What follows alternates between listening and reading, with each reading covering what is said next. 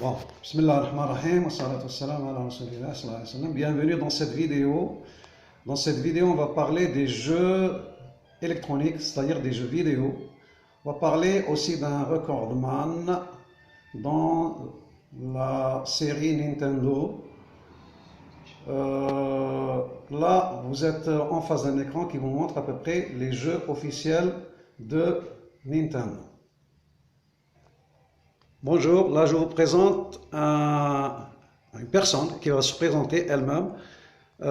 Il s'agit d'un recordman dans les jeux vidéo. Donc هذا يعني بالعربية حط من الرقم القياسي في les jeux vidéo في une série تاع Nintendo. Donc on va le laisser parler. Présentez-vous monsieur. Je m'appelle Samir Aïd et je viens de trouver les limites du compte. Bon, comme vous savez, sur la Nintendo Switch, il y a une fonctionnalité qu'on apprécie beaucoup. C'est un compteur du temps de jeu. Il compte le temps du jeu. D'accord.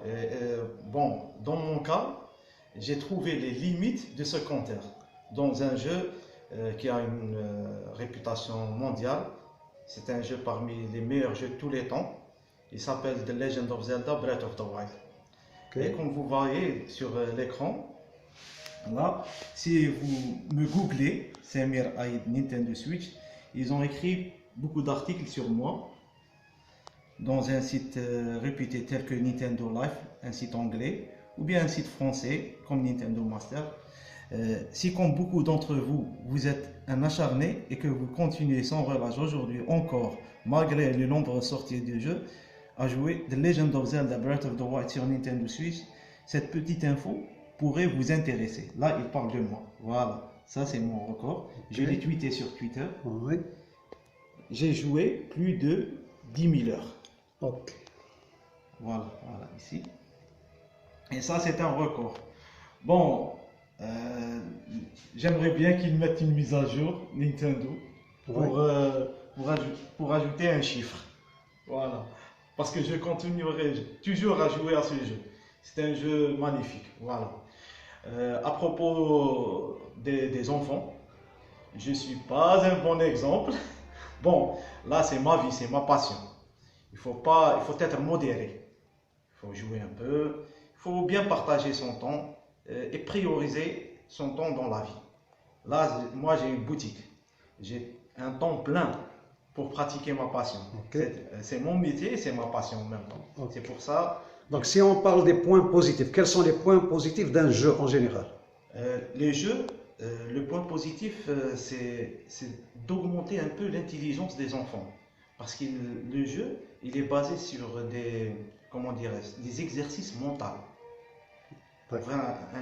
Des exercices mentaux plutôt.